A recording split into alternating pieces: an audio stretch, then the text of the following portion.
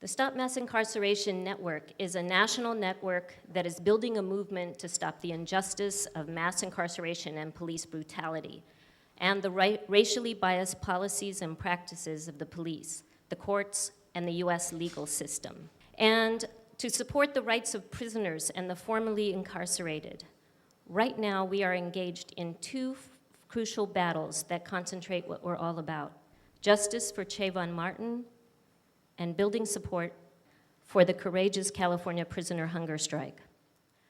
We are calling on all people who want to play a part in stopping mass incarceration and organizing others to do the same. Not all of us can be in the streets or have the time or ability to be quote-unquote full-time activists, but there are important things that each of us can do. We invite people to a very short meeting of the Stop Mass Incarceration Network to talk about what we're doing and make plans for the next week, right after this event. Please stick around and join us, and that's from the Stop Mass Incarceration Network. So, welcome to Revolution Books. If you hate the shit that goes on every day, all around the world and in this country, and if you love the fact that right now there are winds of resistance blowing around the world and people are out in the streets searching for a better day, Revolution Books is the place for you. So people come here from all over the world for the books and the deep engagement with each other over why the world is the way it is and the possibility of a radically different way the world can be. At the core of our store is the new synthesis of communism. It's developed by Bob Avakian, based on summing up the positive and the negative experience of the communist revolution so far, and drawing from a broad range of human experience. This new conception presents a viable vision and strategy for a radically new and much better society that is overcoming all the inequalities of the current order while giving great scope to intellectual work, ferment, and dissent as integral to the emancipation of humanity. A better world is possible, and we're on a mission to help make that world happen. Talk with our staff, find out how you can become a part of this. So these are exciting, infuriating, and shocking times. As the Stop Mass Incarceration Network pointed out, not only is there this significant outbreak of struggle around Trayvon Martin, the murder, the trial, and the unacceptable verdict, there is the profoundly important prisoner hunger strike involving thousands of people locked up in California's prisons. These are going on at the same time, and these things are linked very closely. People in prison are putting their lives on the line to stop the outrageous treatment being forced upon them. They've issued a call to cease racial hostility inside the prisons and outside as well, in order to forge broad unity in this fight for justice. And today we learned that 14 of the prisoners who signed the official call to end hostilities have been moved from their regular SHU cells in Corcoran and Pelican Bay and put into even worse conditions of solitary confinement in ADSEG. And that the CDCR is increasing the torturous conditions in order to attempt to break the spirit and the will of the prisoners in their hunger strike. So this panel tonight is very, very timely, and it's very urgent that we all learn what is going on, that we spread the truth which the system is trying to keep hidden, and that we act. I want to welcome here to Revolution Books for the first time Michael Montgomery. He's a reporter for KQED and for the Center for Investigative Reporting, and has covered California prison issues and has a lot of really interesting photos and videos and articles online. He's going to give an overview. Please welcome Michael Montgomery.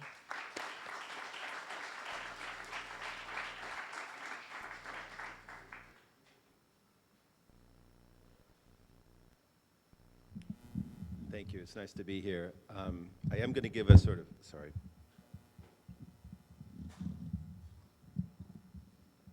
I'm going to try to just give an overview. I think a lot of you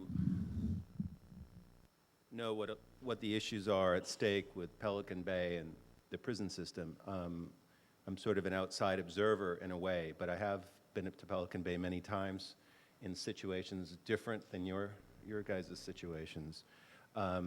But just a couple of observations, and we're going to just show us a little bit of video to give you a feel for what it's like in what's called the security housing unit at Pelican Bay, what a lot of people would refer to as a supermax prison. I think one theme that's important, if we're looking a little bit narrowly at California and criminal justice, we all know the era of the get tough on crime era. It started in the 80s. We think of it as long sentences. We think of it as building a lot of prisons. We know it led to huge overcrowding. We know it led to 3 strikes and men serving long times for minor crimes. It also led to Pelican Bay. That was built in 1989, and it was specifically designed.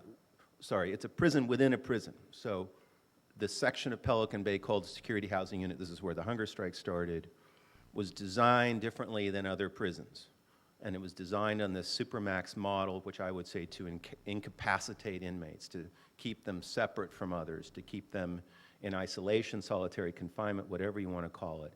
And it fits into this era of all these other things: 3 strikes, long sentences, enhancements. And I think it's important to keep that in mind because, you know, it's possible there is a changing mentality about that era. Voters last fall approved this referendum to change the 3 strikes law, to soften it a little bit, and that was improved in every county in California. That's interesting. I don't know what it means yet, but that's interesting. But when it comes to these guys in the security housing units, I don't think the public is thought that much about it, or hadn't until the 2009 hunger strike. And that was an incredible event. It got this issue out there probably for the first time in terms of the public. And now we have a new hunger strike built around similar issues. So we have 2 gentlemen here who were in the security housing unit. I've been there many times as an observer. I think that the key to California, you know, these supermaxes are over the country. We can do a whole critique about that. What distinguishes California, what distinguishes Pelican Bay, is the amount of time men have spent in these facilities.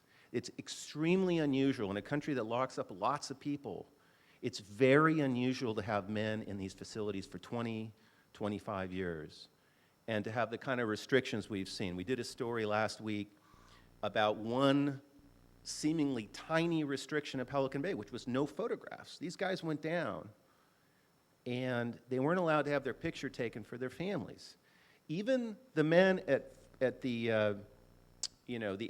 Alcatraz of the Rockies, the Florence, Colorado, the federal supermax where they lock up the convicted terrorists, they get their pictures taken. They get phone calls once a month or maybe once a week. Pelican Bay, California didn't allow photographs for 25 years. Now it seems tiny, but you think about families, and it's pretty profound. Now, one of the things the men got out of the 2011 hunger strike was they get to have their photos taken again for family. So these little things for families were huge. You all know the bigger issues right now are, the men are fighting for a cap put on amount of time they spend in these facilities. They want better conditions. They're not actually legally asking for the SHUs to be closed, the security housing units to be closed, but they are asking for some real limits put on it. I personally don't think the Department of Corrections is going to budge on that. I don't know where the hunger strike's going to go. There's a federal lawsuit that some of you are aware of. There's settlement talks. If the federal lawsuit is settled, I think the men will call off the hunger strike. But right now, there's not a lot of, there's a big distance between the parties in that lawsuit. I want to just briefly show a little bit of video we shot up there. I want to give the context to this. So the men at Pelican Bay, and these guys are going to talk a lot more about it, they're confined in their cells, which is pretty standard for these kind of units, 22 and a half hours a day. Most of the men are celled alone. The cells don't have windows. They're about 7 by 11. And in fact, other cells in California are actually smaller than that. So these are actually, by California standards, not bad, okay? And the men are allowed into this room. Now, this is known as an exercise yard. Doesn't look like a yard to me. But they're allowed out of their cells, which are right here, really just a few feet away. This is called a pod.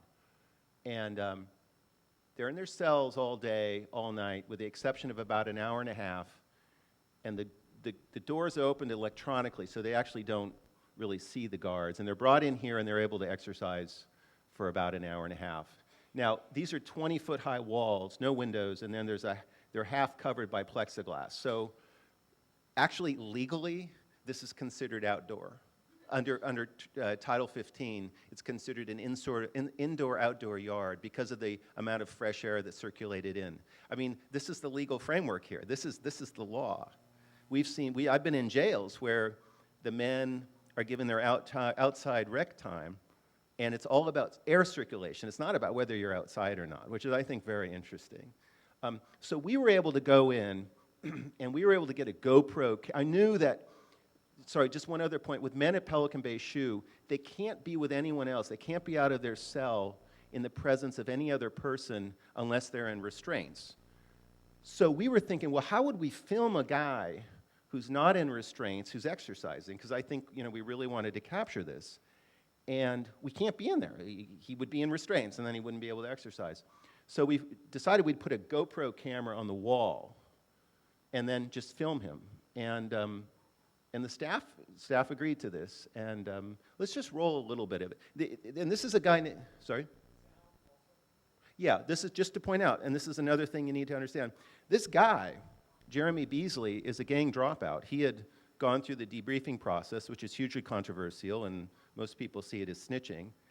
But even though the institution had a lot of leverage on him, he was not about to say that life was all sweet and great in this facility. So just to know who you're seeing, he's a white guy who allegedly dropped out of the Army Brotherhood. The point is to just see what these guys' lives are. Yeah, let's hear just a little bit of that.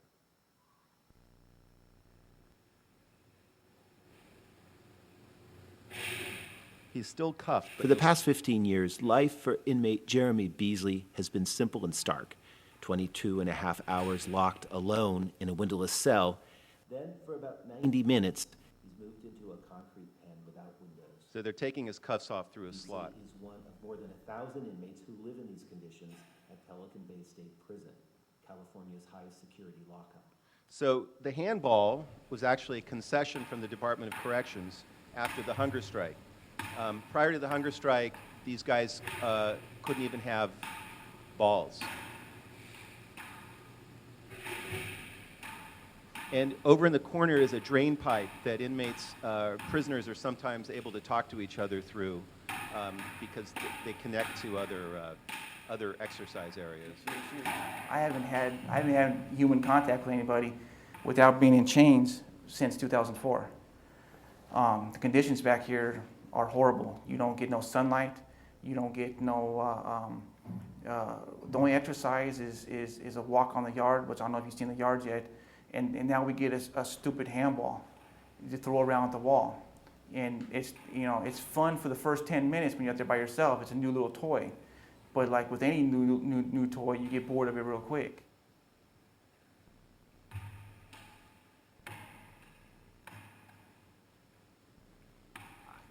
I've seen guys lose their minds back here. I've seen guys change. I've changed back here. You know what I mean? I became angry. I became bitter. And even my thought process now is way different from what it was. You know what I mean? I wasn't a saint before. You know what I mean? And to tell you the truth, I don't know how I'm going to react with people when I get out there.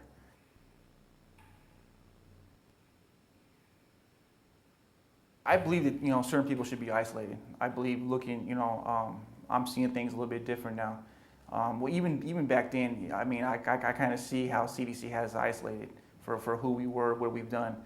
But without no sunlight, without going years with no sunlight, going years in the isolation, I've seen guys that everybody changes in a certain way. I've seen guys that pull into themselves. I've seen guys that hear things that ain't there. I've seen guys that anger issues. That's one of the biggest things about being back here is the anger issues, and I have that. I get angry at a drop of a hat. for no reason at all, you know, and I was never like that until after 5-6 years back here.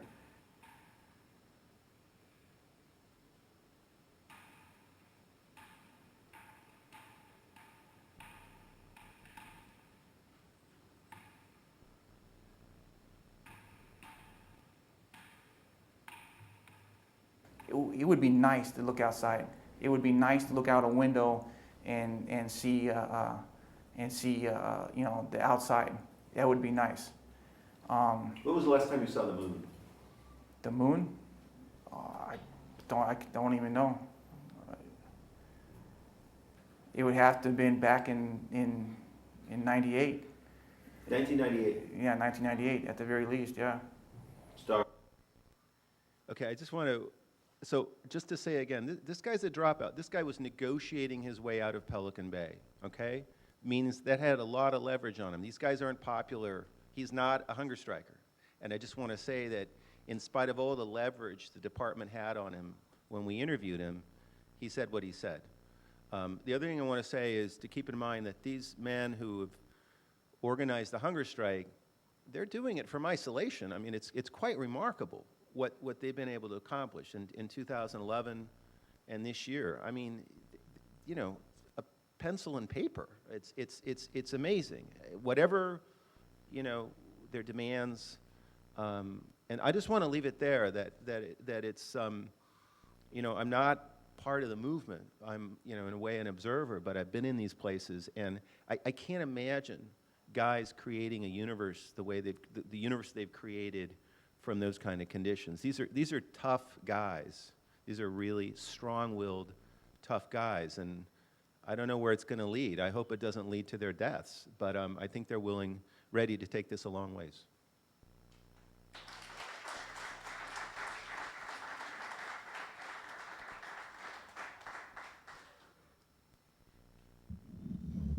Thank you for that.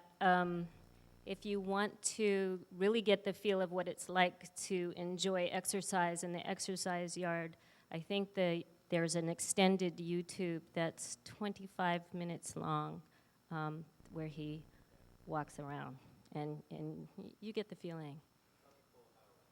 Yeah. So our next speaker is Danny Murillo, and he's a UC student.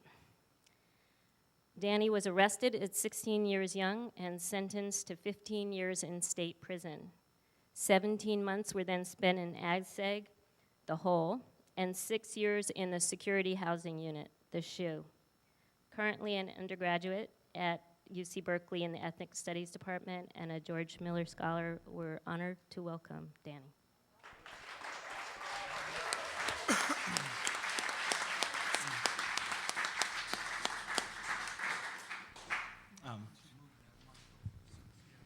All right. Good afternoon, everybody. It's a pleasure to be here, especially in this space because I have one of the very few good memories of prison was always getting literature from this space right here. You know, I would always ask for free literature, and they would always respond back with, you know, newsletters and things like that. So it was always you know, coming here to Berkeley and then coming here was great because I also met a lot of folks here. Anyways, I wanted to open up, right? I wanted to talk about the way that people go to the SHU under what's called a validation when you get labeled a gang member. And before I go there, I wanted to open up with a quote or a statement that was recently sent out from solitary confinement from the SHU and from one of the hunger strikers. And this is what he says in regards to I guess what the feeling is in there right now amongst the people, right? And he says, this is an African-American inmate, and he said, who's been in solitary confinement for over 20 years. He says, for no reason, these people hate us, and what I'm feeling right now is exactly what our ancestors must have felt. Why? But that's a question that got to be answered. It's the only true way we will be free from the vices of white supremacy, which is a system, not an individual. Because there exist a lot of beautiful white people in solidarity, mutope. And I guess that's one of the things that I want to talk about when it comes to when they place people in solitary confinement under, when you get labeled a gang member, it's it's a very racist policy. I mean, so what happens is they label you a gang member by criminalizing your culture. You know, you could be by the books that you read or the tattoos that you have. They could be a tattoo of an Aztec warrior or things like that. So anyways, what I wanted to go along with was talk about the 5 core demands that the prison hunger strikers are demanding over there at Pelican Bay State Prison. And one of them is point number 2, which is abolishing the debriefing policy and modify the active-inactive gang status criteria. What this is the process of they want them to reform the way that the people get labeled, right, as a gang member, because the justification for long-term confinement is based on a policy by CDCR that identifies in-prison people as members or associates of a gang through what's known as the validation process. And the validation process, the way it works is that the institutional gang investigator, which is, I guess you could say like the gang unit on the prison, within the prisons. Every prison has an IGI, which is like the gang unit, kind of like how we have on the streets, like LAPD has Crash and SSU, whatever. And so what happens is IGI needs to provide 3 key sources of evidence, so that to be able to label you an affiliate or a member of a prison gang. And what happens is that the California Department of Corrections has established a list of criteria that identify someone as a gang member. And the funny thing is, though, that the institutional gang investigators, IGI, all they need is 3 pieces of evidence. But the list of criteria ranges from 1,500 items. There's 1,500 items that they can pick from, and all they need is 3 to be able to label you a gang member. I mean, so they're gonna, shoot a fish in a bucket, right? Yeah, so, and some of these things, right, they range from confidential information, tattoos, drawings, and photographs of cultural objects, like I said, Aztec warriors, indigenous, or even African cultures, things like that, or even, I know for a lot of the white folks, I know the Irish guy, the tattoo, like, there you go, yeah, things like that, and for instance, also books, they can use books against you, letters from family and friends, legal material, verbal or written communication with other inmates, just talking to another inmate on a yard that you've been placed on.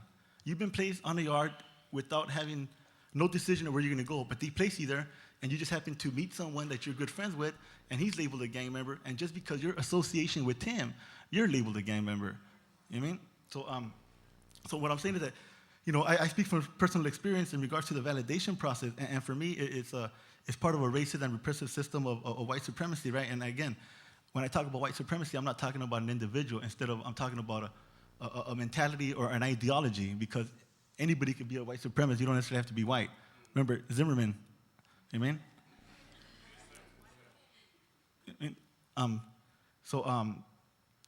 Anyways, the process of validation, right, it's grounded on the idea that it criminalizes your culture and your political identity, and for those that are targeted to be as gang members. And so I spent 7 years of a 15-year sentence in solitary confinement, and I seen how many inmates, primarily brown and black folks, are targeted because they hold in their possessions either drawings of Aztec, Maya, or indigenous cultures, or having books by Malcolm X or George Jackson.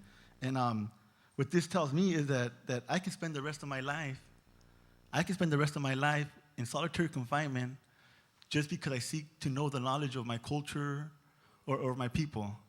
I mean, and because of that, you can be placed in solitary confinement.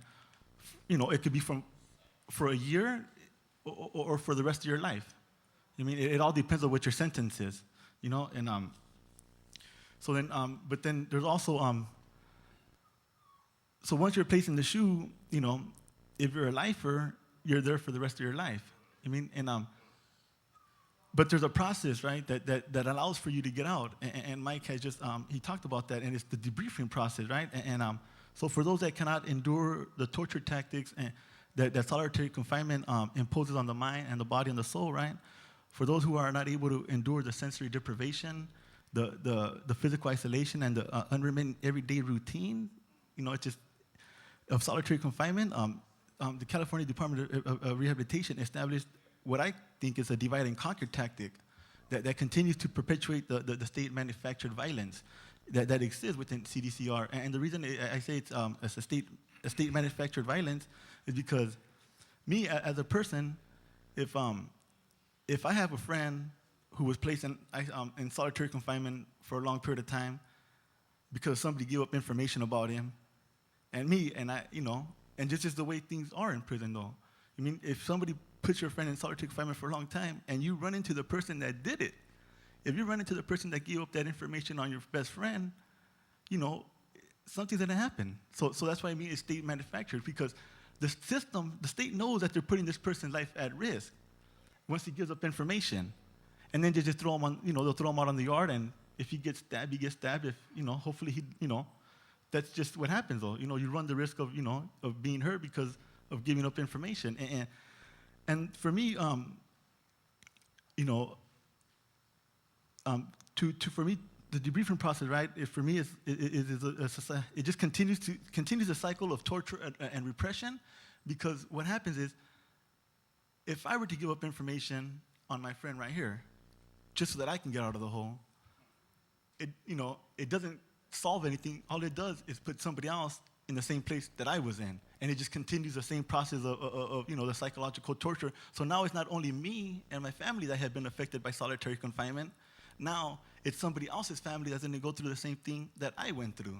So it doesn't fix anything, and so that's why for me it's the briefing process, right? The briefing process, it's a dehumanizing tool of repression that is designed to break the spirit and to strip an individual of their dignity, plain and simple. Because what happens is, the more people debrief, the less trust there is amongst inmates.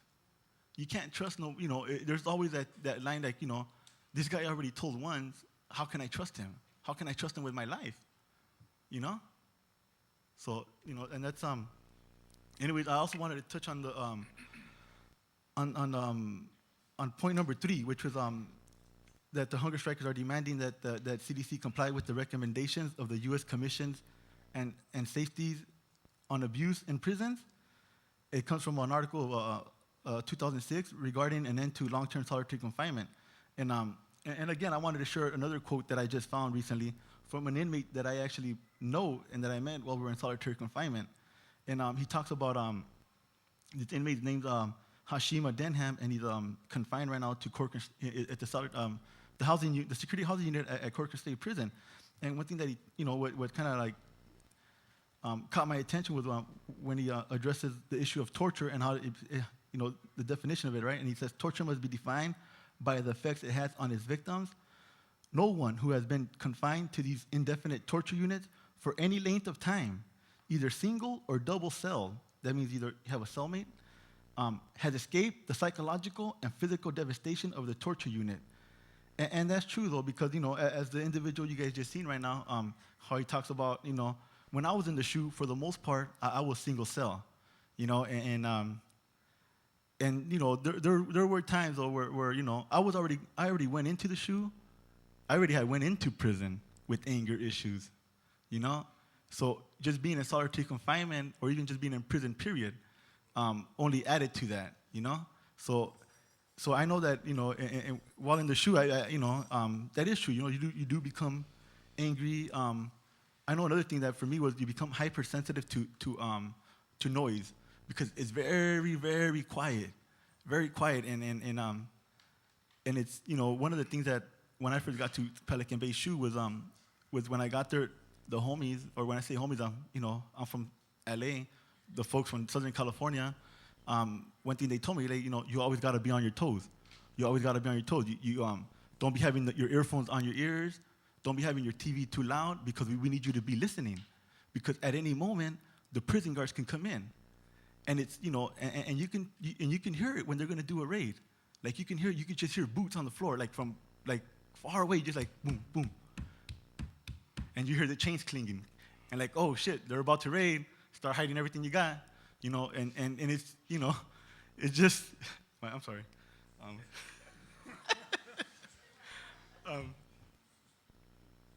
But and it's for a long time though, like I rejected that. Like I'll just put my earphones on, like fuck what y'all going through, man. I ain't trying to deal with that shit. I'm not, because what happens though, and like one thing I realized is that the more you fall into that, the more you become institutionalized to that type of behavior. Like it just becomes ingrained in you. And I didn't want to come home paranoid. I didn't want to come home angry. So there was ways. I'm still dealing with that shit. I'm not gonna lie. But but the SHU, I guess I can say that according to international organizations such as the United Nations and Amnesty International have called solitary confinement torture. Anything more than 15 days, according to them, is torture. So we have folks that have been in there for 40 years in solitary confinement, for over 40 years. And there's a good movie out right now called Herman's House. This individual, he's not in Pelican Bay SHU, but he's in Louisiana, and he's been in there for over 40 years, I believe.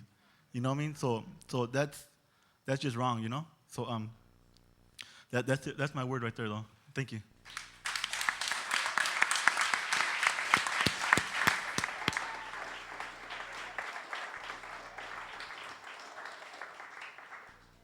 So we have a few more chairs under a table over there, and Gary's going to figure out how to get them out, and people sitting around there are going to figure out how to move away so that people who should be in this conversation can come in the room, and we can put a few more chairs out, so please excuse me that. So I'm going to give a moment to do that so that we can get a few more chairs put out.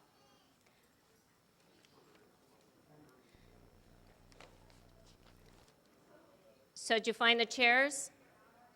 No chairs? Okay, I was egregiously misinformed. If there's any young, spry people who want to sit on the floor and give their chairs to somebody else, they can do so.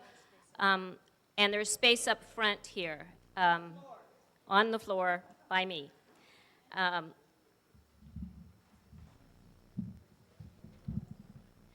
So anyway, I feel like this is, how many times these are people who are locked away, and their lives and their stories are hidden from the majority of people in this country.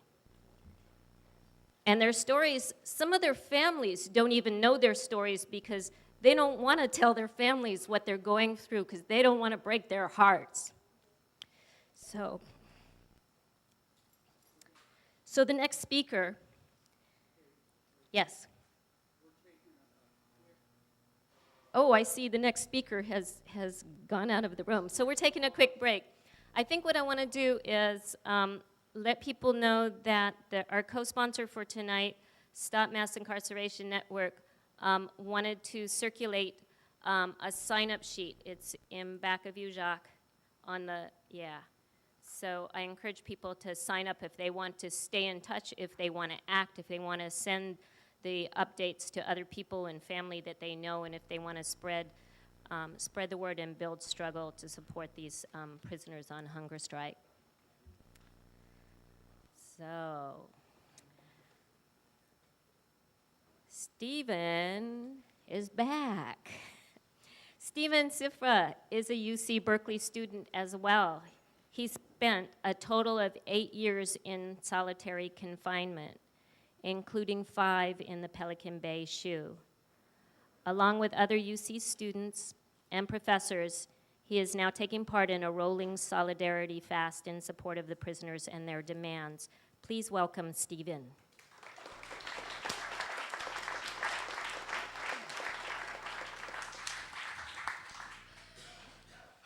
Okay, so I'm an English major, and we have this thing called backstory. And so I'm going to tell you a story, but then there's a backstory. And the backstory is all the context that happens that you guys already know, thankfully. We got 5 demands. We got a prison hunger strike. And it's a just cause. It's illegal. What the CDC is doing is illegal. in every sense of the word. They know it, the community knows it, everybody kind of knows this. Those that don't know it are learning. So I'm going to limit my speech to 2 of the demands that I chose that wasn't validated. I earned my spot in the SHU the last 4 years for spitting on an officer. So my 2 topics are going to be food and education, because I love food and I love education, and both of those things are very close to my heart. Exactly. That's why I didn't go to UCLA. All right, I'll touch that one. Yeah. Don't get it twisted. They accepted me. I chose Berkeley. And so that's, so let me just, I found this in my backpack today. It's been in there for a few days, and I just stuffed these in there until I get a chance to read them. And this one was really timely. It makes me mad. Between 1980 and 2005, California built 1 university and 22 prisons. All right, so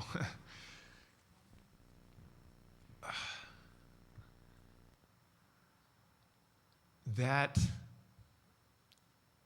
evidence, right? For me, that's evidence. They don't hate me for no reason. They don't hate us for no reason. They hate us for a really good reason. And that is, when you feed us and you clothe us and you educate us, we're powerful.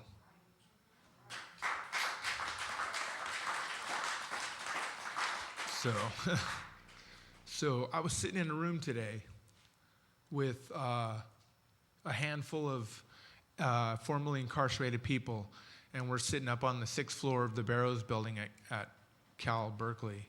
And there was a 73-year-old PhD candidate, formerly incarcerated. There was myself. There was Danny, several others. And I was really given this kind of this indomitable sense of hope just from being in the presence of people like me who have been educated and who understand better what the world really looks like, not the Obama version, not the NBC version, not the, whatever. You pick a topic. They're all the same. They're all together, right? So, and I'm sorry if I bust your bubble about Obama, but he's in on it. He's also a white supremacist. So, I'm underslept, and I'm underfed, and by choice. And it's we have a person in the front row here who's been fasting, I think, for over 33 days. Right here.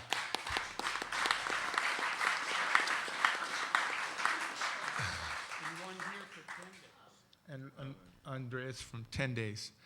And yeah. So, and I feel like a big baby because I haven't eaten since yesterday. And because we're taking turns, right? And I need that.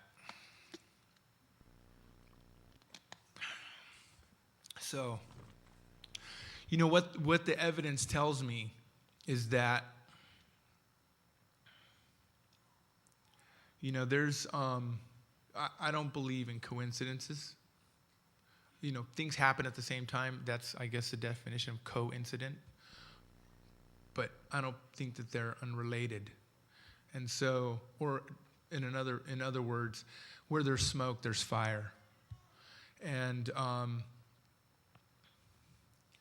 if California is California at large, not the people in this room, but California at large refuses to acknowledge that we have torture chambers, by no other name, right? They're torture chambers. So that they cost $11 billion a year, and 60% of the people in there are casualties of the war on drugs.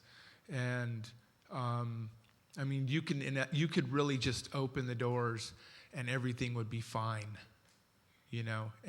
Actually be better than fine, because we would have people getting back together, and communities, and so I get Section 8. Don't tell anybody. And if there was anybody in my family who had been convicted of certain crimes, one of them being drugs, they wouldn't be able to live with us. This is the essence of California's war on people. If you get caught with drugs because, I don't know, you live in a crummy part of town and you found something that makes you feel good for a moment and it's attractive and you get caught with it, and then you come out and they tell you, no, you can't get an education because you've been caught with drugs, Now, I can kill somebody. That's okay. I can go murder somebody, get out of prison, do my time, get out of prison, and go right to Cal, and they'll pay for it, But because that's, it's not an epidemic, But the drugs, they're everywhere. What better way to get into our bedrooms and our closets and our private lives, than to keep us separated, keep us uneducated,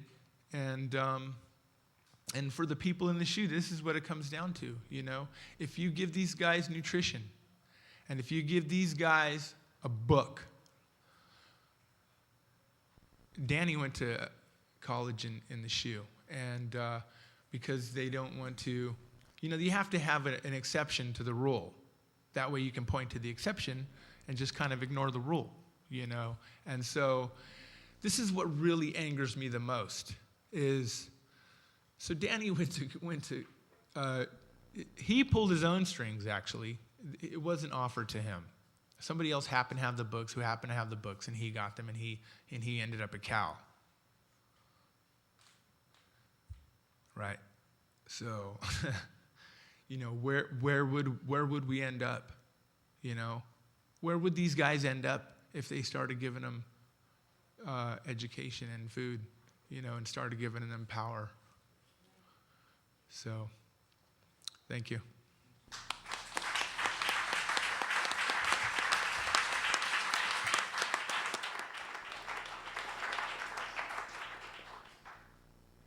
So now we have chairs, so not everybody has to sit on the floor, but I appreciate the cooperation. So our next speaker is Larry Everest.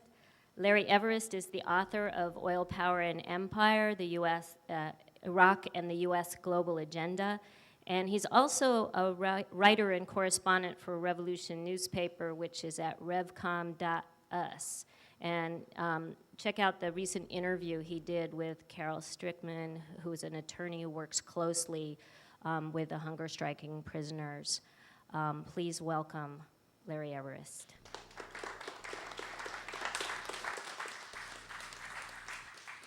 Last night I was on a national conference call for Stop Mass Incarceration Network, and one of the people on the conference call from Santa Monica was a woman whose brother had been in the SHU for 23 years and is now on hunger strike, and she was just terrified for him. We were talking about an event this Friday, a National Day of Solidarity with a prisoner hunger strike, and she said, "Is this going to be too late for my brother?" And she said, "I want to go out on the 405 and stop traffic like they did around Trayvon Martin on the 10. I want to even bungee jump over the freeway so somebody will pay attention. And I think we should all take to heart her urgency and fear for these courageous prisoners. So I'm really glad to see everybody here tonight. This is an incredibly important moment. 30,000 prisoners began the hunger strike on July 8th. Thousands are still on, and the numbers are going to go up and down. This is unprecedented in the state's history. And this is also, but they're being vilified and attacked and punished by the CDCR, as others have indicated. And look, this is also a moment when there was a racist, white supremacist verdict letting the murder of Trayvon Martin walk free and basically declaring open season on youth of color and especially black youth. So this is an emergency, and it's up to us to act to really stop it. Right now, 2.3 million people incarcerated, nearly 60% black and Latino, even though they make up only 25% of the total U.S. population. 80,000 in solitary confinement amounting to torture. Over 5 million people, even after they get out of prison, are deprived of their rights. Stephen was talking about that. Racial profiling from the time kids are even in junior high school or grade school. Stop and frisk, gang injunctions, creating this pipeline into prison.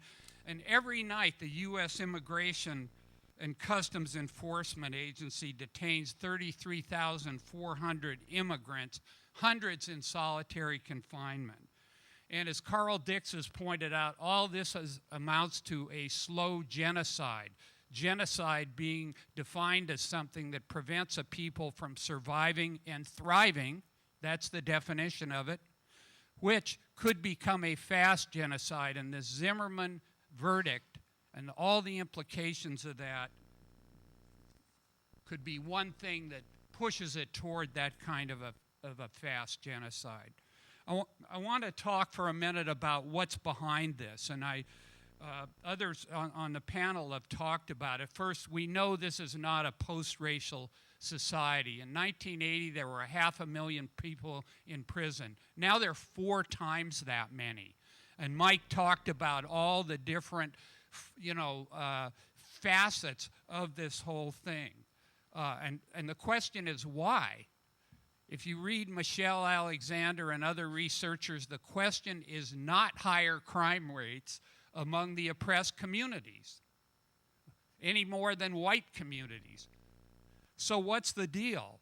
What this is a system of social control and suppression of a population that this system greatly fears and realizes it has no future for whatsoever. It is a counterinsurgency before there's even an insurgency. The rulers of this system were shaken deeply by the 1960s and the powerful black liberation and revolutionary struggles that took place there. And since then, beginning in 1980, there was a real radical shift in in U.S. and global capitalism toward much greater globalization. That's why unemployment stalks the inner cities. The jobs did not leave the inner cities because youth didn't pull up their pants. They left the inner cities because it was more profitable for the U.S. capitalist imperialists, to go where people were even more brutalized and exploited and held down. And look, we've seen news from Bangladesh, people making, 30 cents an hour and getting burned to death in fires. This is where all this went. And, as Stephen was saying, this is why they're building more prisons than universities. This is why the inner cities have been gutted, schools closed, businesses, jobs disappear, cities left to rot. And this is why the police are out there considering every black or Latino youth a suspect. And the legal system in this country, the so-called greatest country in the world, serves the needs of that capitalist imperialist system, no matter who's in office. And I couldn't agree with Stephen more. Barack Obama is the defender and promoter of a system of white supremacy and the national oppression of African Americans and the oppression of other peoples. You ever heard him say the word mass incarceration? No. And in fact, that's one of the reasons he was put in, to try to fool and paralyze people. There are two realities, I would argue, that lead to the inescapable conclusion that these nightmares that we're talking about and we're familiar with, either through reading about and sympathizing or through our direct experience, that it will take fundamental change, a revolution, a complete change in this system to end them. Number one is the history of this country. Slavery, Jim Crow, New Jim Crow. Totally unreformable. It's proven it 400 years, time's up. Second, it's rooted, as I've mentioned, in this system of capitalism, imperialism. There is a way out of the madness. That's what we're about at Revolution Books. A revolution can end the horrors that this system inflicts on humanity, whether the kind of system of mass incarceration we are talking about, the degradation of women, which I'm sure anybody watching the news sees they're trying to take away fundamental rights of choice for women, without which women are enslaved, the destruction of the entire planet's environment, the ongoing wars.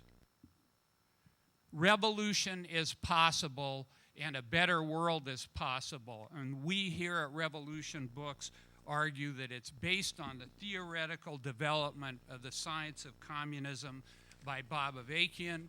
And if anybody in here wants to really change the world fundamentally, get into what Bob Avakian is brought forward. Find out about it. I'd encourage people especially to look at Revolution Nothing, B.A. Speaks Revolution Nothing Less, a new film of a talk he did. A key component of this strategy is fight the power, transform the people for revolution. One reason that is argued that revolution's impossible is they say people are too messed up. But the California prisoners are proving that wrong. In 2012, they put out an agreement to end hostilities between all racial groups and not allow any personal dispute to become a dispute between different groups. And from everything Danny was talking about and everything the CDCR does to divide people, this is fucking amazing that people, and Mike was talking about this, that people were able to do that and overcome all the adversity that they'd been through. And then when this current hunger strike started, the prisoners issued a statement which just, it made my hair stand on end. It was so inspiring. They said, "We've taken up this hunger strike and work stoppage, which has included 30,000 prisoners in California so far, not only to improve our own conditions, but also as an act of solidarity with all prisoners and oppressed people all over the world." And I feel this, one of the things Bob says in the film is that those the society is cast off and shoved down could be in the backbone of a revolution to not only emancipate themselves, but emancipate humanity. And the California prisoners are proving that to be true, and they're also proving that the worst of the worst isn't the people in prison, it's the fucking CDCR and this imperialist system is the worst of the worst. I just want to end by saying that this is a moment where real mass resistance is greatly needed. We've seen tens of thousands of people get out in the street after the acquittal of George Zimmerman. We've seen many hundreds of people, even thousands in different ways, support the prisoners, and the prisoners themselves take this courageous action. And it is really up to us to not allow this verdict in the Trayvon Martin case to stand, and it's up to us not to allow the CDCR to crush or murder these prisoners. People have begun to lift their heads and come forward and unite, and this is precious, and we cannot, if we want a better world, allow this to be crushed and defeated. Thank you.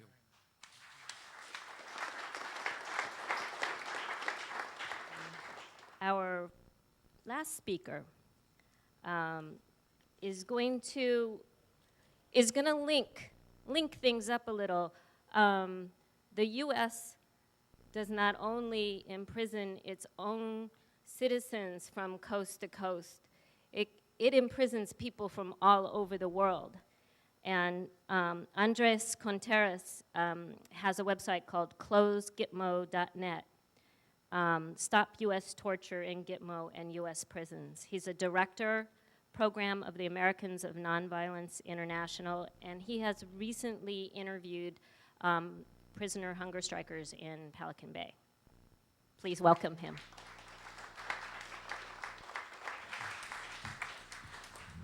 Thank you. So it was 1 week ago today. I was in the SHU of Pelican Bay, and I met with 8 prisoners.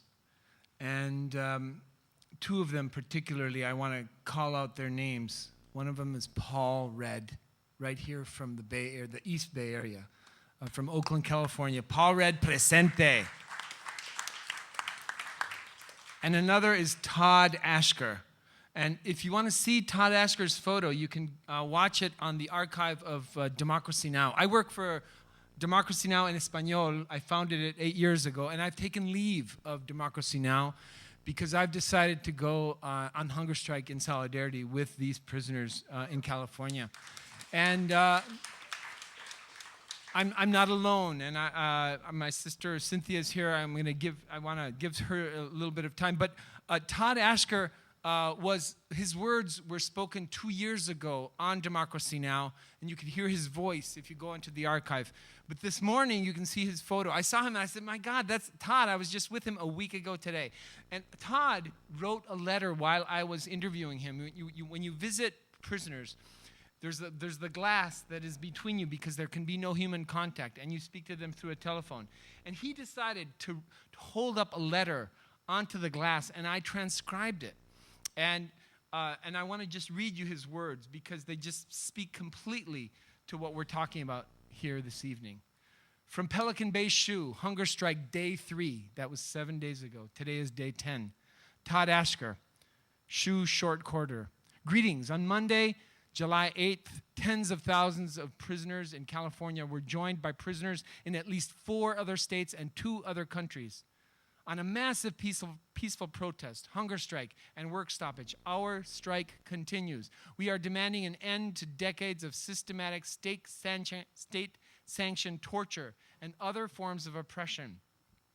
Our peaceful action is powerful because we have come together as a united front to expose and resist the ever-expanding human rights violations of the prison industrial complex in this country and around the world. Our stance is one of solidarity with all similarly situated prisoners and oppressed peoples globally. At the time of this writing, our hunger strike is on day 3. We join together with prisoners in Palestine, as well as Guantanamo Bay, where strikers are on day 155, one of the longest running hunger strikes in U.S. history. They suffer the torture of solitary confinement and psychological warfare. They are punished arbitrarily, physically abused, and are held in indefinite detention without due process. We share the same torturer. So we seek to be in mutual solidarity, facing U.S.-sponsored state terror. This is a critical time for resistance. Power to the people.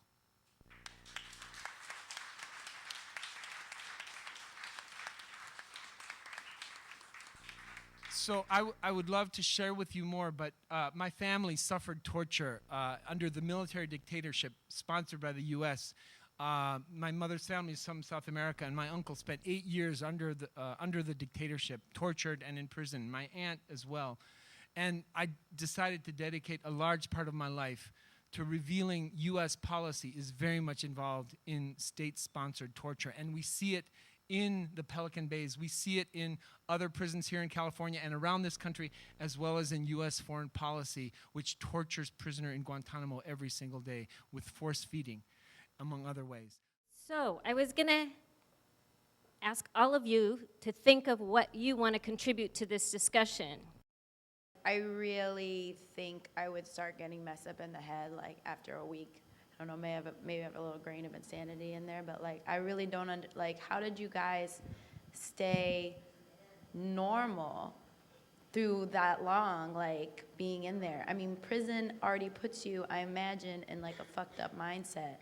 And then to be in, you know, these little white rooms and, like, just walking around in circles, you know, that's the stuff you see, like, when, like zoo animals go crazy, you know what I mean? But they're just making you do that right off the bat. I don't know. It's just like, I don't know. How did you? What's that? That's an interesting question. Hold on. Let him answer the question. Yeah, go ahead. I think people are starting to get tense in here. So personally, I was in solitary for 4 years in the California Youth Authority before I went to CDC. So actually, when I was in the California Youth Authority isolation, I went a year without getting any yard or day room or anything like that. I was 16. And so by the time I got to the SHU, the adult SHU, it was pretty normal, and it was actually I was well equipped emotionally to deal with it. But you know, and that's the thing is, you know, there are people that go crazy in a year, and there are people that, you know, hold it down for the whole, you know, 40 years, and then there's the whole range in between. And I think that, like, every possible emotional and you know, emotional, intellectual, psychological malfunction is a result from long-term solitary confinement. I mean, I don't need to convince you guys, but but you can't make, you know, say, oh, this guy's this or this guy's that. This guy's in Berkeley, so that means this, or this guy went crazy, so it means that, because it's just so, it's whatever you're bringing to it, you know. Sarah Shrewd, she was, you know, she went batty in a couple days, you know, and so.